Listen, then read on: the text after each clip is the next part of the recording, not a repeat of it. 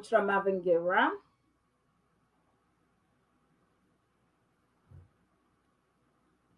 And inspirational cheese starts right now. I'm so sorry, guys. Please forgive me. Technical difficulties. I'm not really sure what happened. We'll just get it into part one and part two.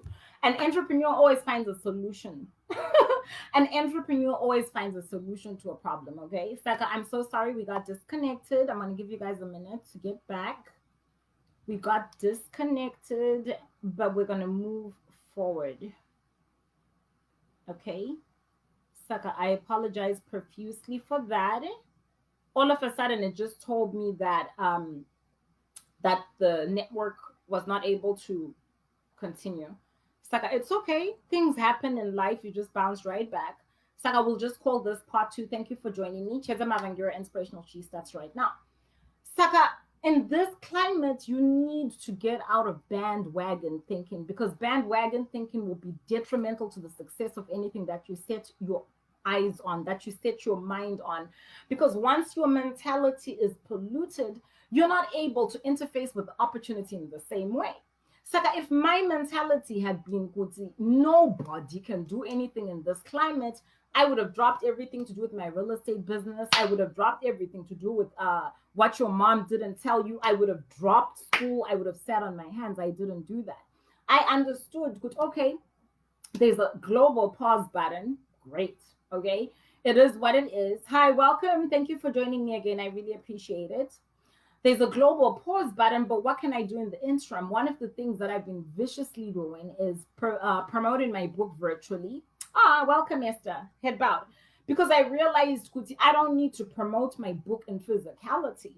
It's very romantic, the notion of being in a library and doing book signings. It's very romantic, the notion of seeing my readers and hugging them. And I pray, I live to see that day. But in the interim, thank you, Taku, welcome. But in the interim, I can easily be effective doing virtual book tours. So I went to my page where we do all the entertainment in Orange County in Laguna Beach, where I live, and I looked up Newport Beach, Laguna Beach, Corona del Mar, Huntington Beach, Manhattan Beach, Beverly Hills, Marina del Rey, like all the places that I love and I'm acquainted, and they all have a social online page. Okay, so I went to the online social pages and I introduced myself to all the people who direct the book clubs. And I said, I'd love to send you guys a copy of What Your Mom Didn't Tell You. And furthermore, I'd like an opportunity to do a virtual book review, right? And everybody was elated. Some of the people that I spoke to, they didn't even think about transforming their platform to online. Coming back to my mentality. Now I've got a friend where his job is to help people to transition. Okay, Bandwagon, any online existence, that's what his company does. Guess what? He's booming. He's in money. He promised me a Louis Vuitton bag. You promised me. And it's coming, money in the bank. I've been working. And he was like, Cheza, you're wonderful. I think you'll be great. You're already interfacing with people on a day-to-day basis. I'm talking about opportunities and how in life you wonder how other people keep moving forward when you are stagnant in fear. Get off the bandwagon thinking that ain't your bandwagon.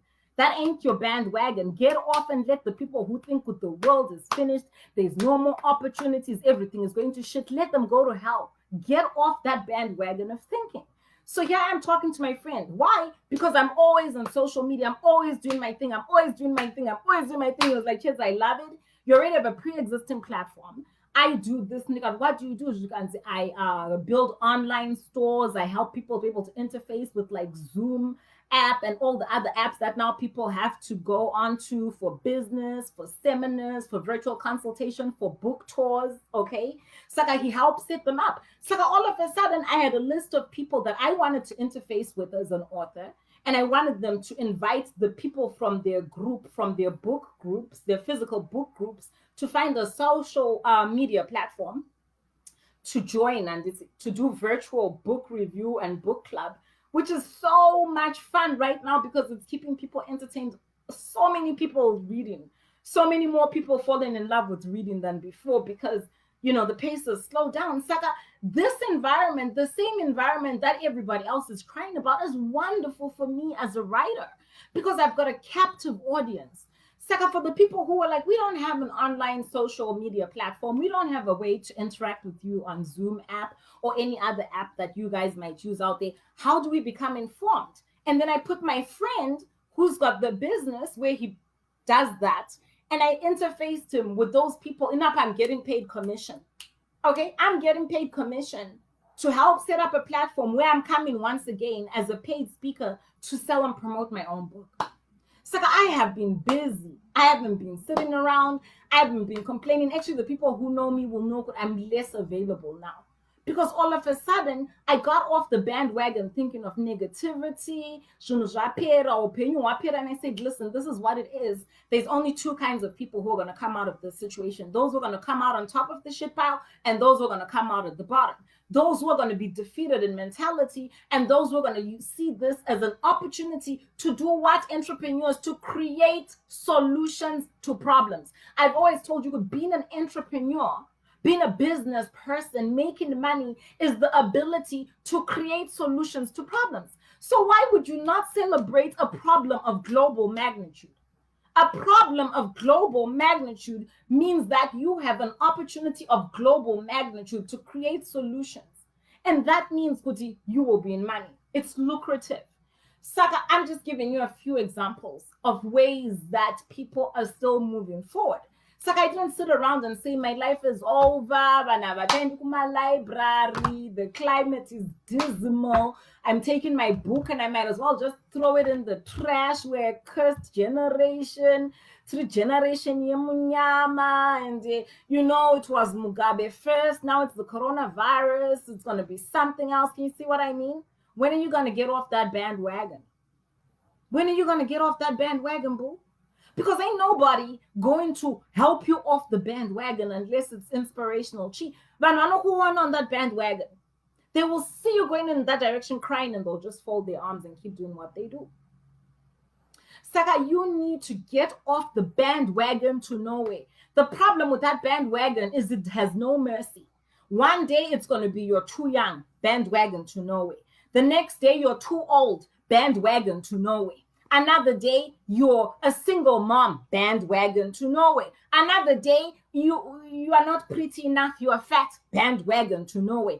Another day, you are poor, you've got no money, bandwagon to nowhere. Another day, you've got a shitty political system, your president sucks, bandwagon to nowhere.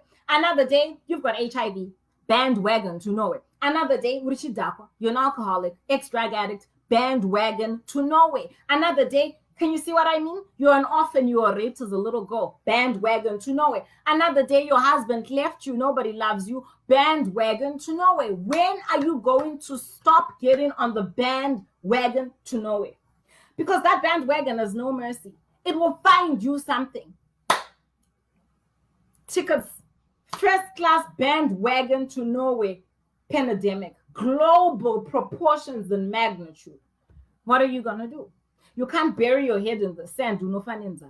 Try it. Try to just stop breathing, stop drinking water, stop eating, stop. You can't, right? You're here. You're still here with us. So whilst you're here, please, whilst you're still here, let me put that in English. Whilst you're still with the living, do as the living do and not as the dead.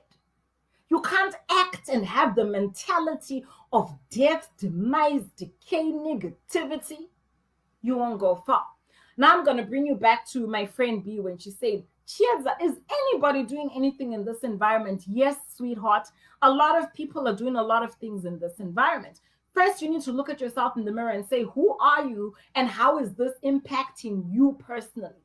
Because a lot of you're going to notice with the things that bother you and keep you up at night, they're not even your own problem. You're on a bandwagon with somebody who lost stocks in the on the market. Did you even have stocks, Eliza? Some people lost something. You didn't lose anything. You had nothing. You still have nothing. The way I see it, you had nothing. You still have nothing. The way I see it. So in a climate where somebody had something and they lost something. How the hell do you get onto a bandwagon with somebody who had real estate that crashed on the market?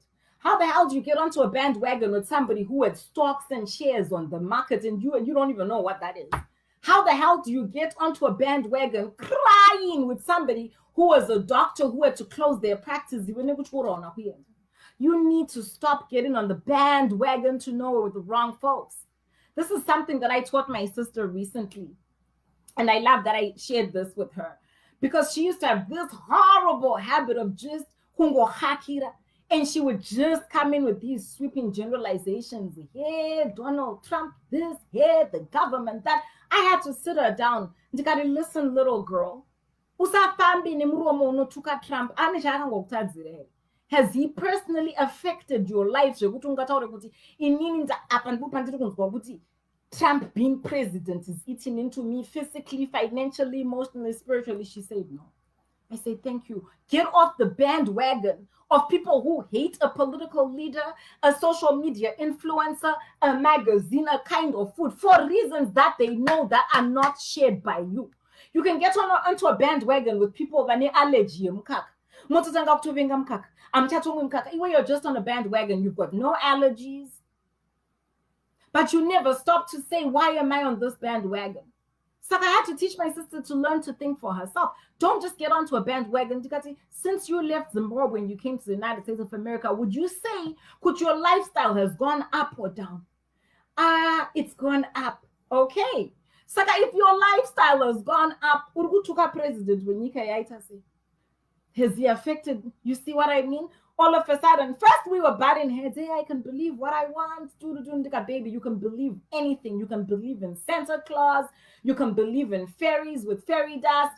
But what I'm going to do before I leave this earth as your big sisters, I'm going to teach you how to think. I'm going to emancipate your brain. Now, if you think about it and you look at yourself in the mirror and as an individual, you're impacted by a certain political leader, certain policies, you get allergies, then that's what I call your own individual right to an opinion. But to the extent some people are Republicans, they're Democrats, they don't like Donald Trump. It's just an example. I'm not getting political on this. Some people are Democrats, they just don't like Donald Trump because they want their side to win. At least they invested. Are you a Democrat or a Republican? She wasn't either. But she had just got onto a bandwagon of hating and criticizing and not liking and not adhering to something that literally had nothing to do with her from the moment that she wakes up to the time that she goes to sleep. She wasn't being impacted by his policies. She's not a Mexican, nothing. The only thing that she should have said, maybe, I would have considered if she just said on a moral, ethical note, I don't like the guy. But even then, you really have to say, why don't you like something? Why are you thinking the way that you do? That brings me back to my second point. Right now, I've got 22 views here. And a lot of you missed a very informative, very educational, very opportunity dazzling live by Ms. Harifa Daily. It was earlier on today, I would say maybe at around 10 in the morning. And it's still there on her page, Harifa Daily Show, and it's also posted on my page. And for those of you who claim to be entrepreneurs and people looking for opportunities, I highly recommend you go and look at it. Now, what happens with a lot of people, Ms. Harifa is brand new. I think this is probably her 6th episode. It's a brand new show. Saka, she maybe hasn't yet galvanized the numbers because people are still figuring it out. She has this time slot and she's consistent, right? What a lot of you will do, and then I'll come to 101 awesome women who changed the world.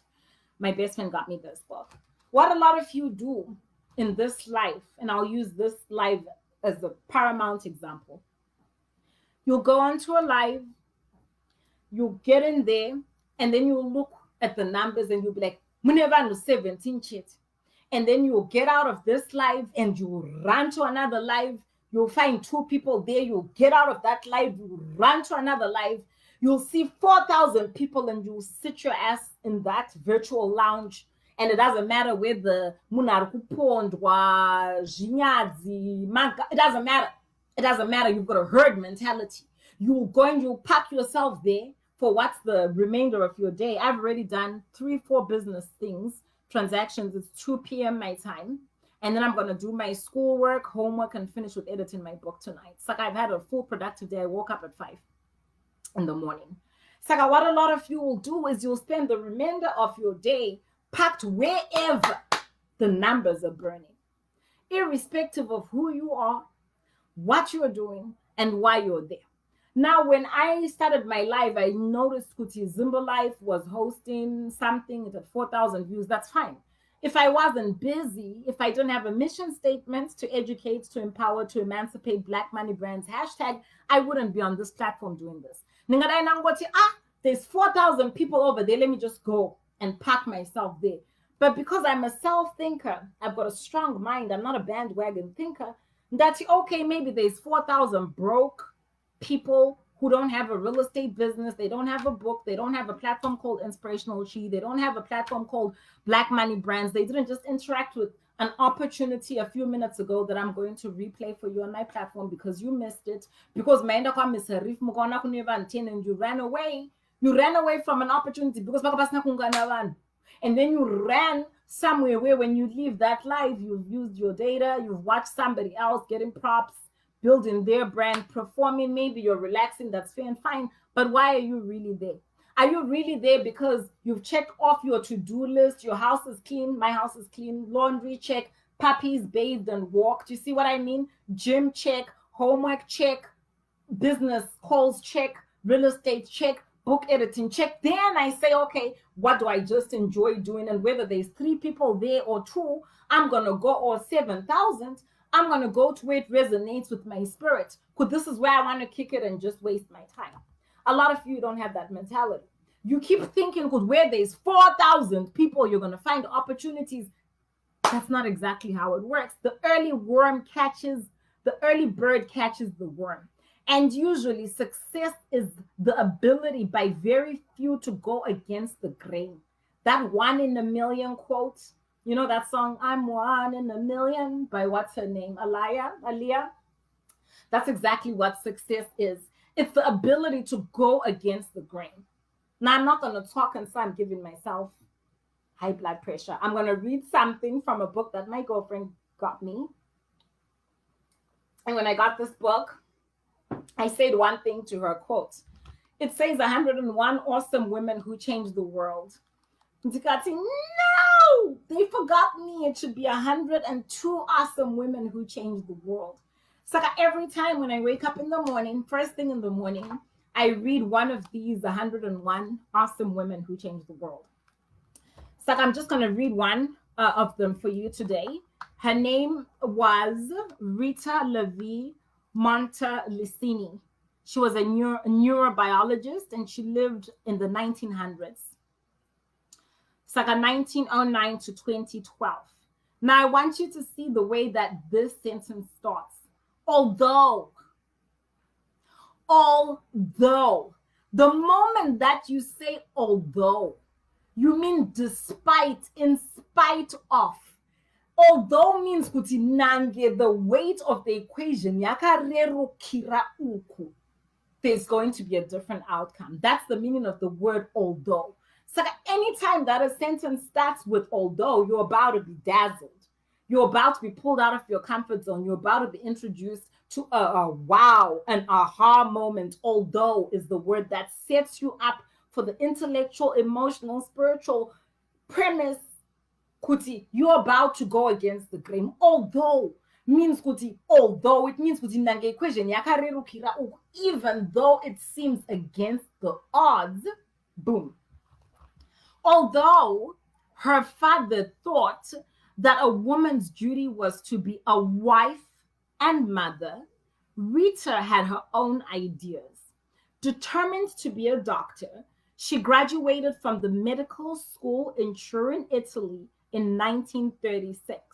Her plans to spend 3 more years studying the human brain were blocked, not because she lacked intelligence, but because she was a Jew.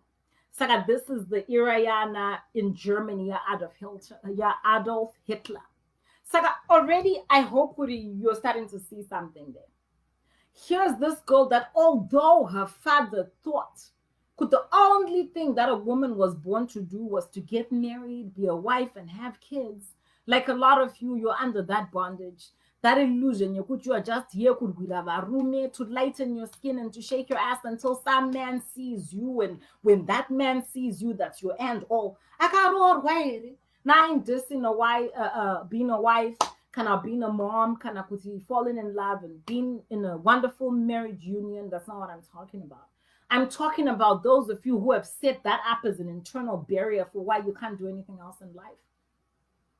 Although, okay, Saka, although her father thought, I'm going to repeat it because it needs time to sink in.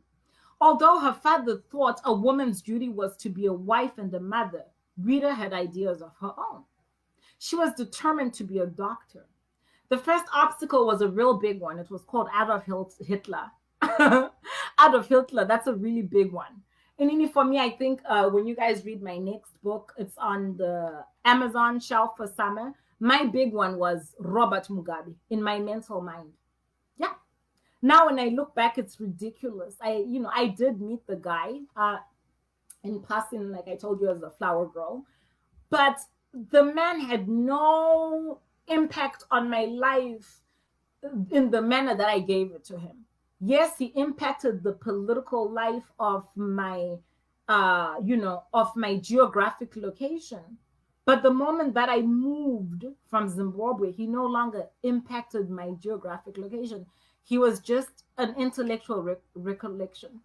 And yet when I was growing up, Mugabe was like dumu dumu. He seemed to be blocking everything in life: breathing, happiness, prosperity, economic prosperity, socioeconomic upward mobility. Same thing na Maninangwa. Same thing na Trump. It doesn't matter who you put in that place. But for this lady, 101 awesome women to change the world. Oh my gosh, we did it again. Okay, we're going to do part 3.